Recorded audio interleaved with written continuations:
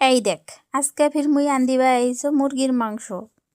মুরগির মাংসটা অনেক সুন্দর হয়েছে আর মুরগিটা অনেক বড়। তা আজকে মুরগিটা জবাই করনু। ক্যাঙ্কা হয়েছে মুরগির মাংসটা অবশ্যই কমেন্টে জানাবেন, আর আন্দুম ক্যাঙ্কেরে অবশ্যই মোর সাথে থাকেন। আজকে মুই ক্যাঙ্কেরে আনদোছো মুরগির মাংসটা দেখেন সবাই। এই তো এনা অল্প টুকানা আলু দিনু, বাঙালি মানুষ আলু না দিলে ভালো লাগে না কোনো তরকারি। এই তো বাঙালির কথা।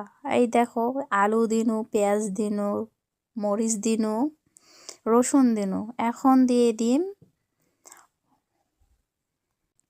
লবণ। লবণ দেওয়ার পর দিয়ে দিনু জিরা বাটা। এখন দিয়ে দিম হলুদ গুঁড়ো, পরিমাণ মতো দিয়ে দিন। এই দেখেন ক্যামেরাটা ক্যাঙ্গেরে ধরিছে, তার কি করবে মনে হয়। তারপরে দেখে দিনু হাত দিয়ে যে এই দিক দেখান, এই দিক, এই তারপর ফির দেখালো। দিয়ে দিনু হলদি গুঁড়া। এখন দিয়ে দিম পরিমাণ মতো হলুদ গুঁড়া দিয়ে দিছে। তো এখন দিয়ে দিবি পরিমাণ মতো গুঁড়ো মরিচ। এই তো পরিমাণ মতো দিয়ে দিল। তারপর দিয়ে দিম তেল।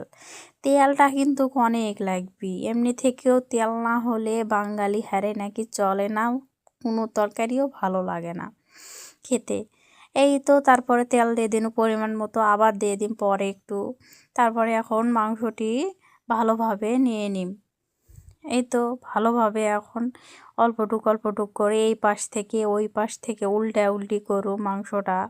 এই তো করছো, আর বড় বড় দেখা পাচ্ছেন ওলা কি হাড্ডির মতো, নলে রসুন। ওই রসুন খেতে এত মজা লাগে মাংসর, তা কোয়ার মতো না।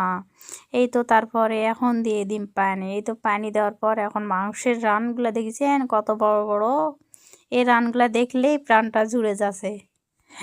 মুরগি পুষলে অবশ্যই রানগুলা খেতে অনেক ভালো লাগে। এই তো মোর রান্নার ভিডিওটা কেঙ্কা লাগিছে অবশ্যই কমেন্টে জানাবেন। সবাই ভালো থাকেন। আসসালামু আলাইকুম।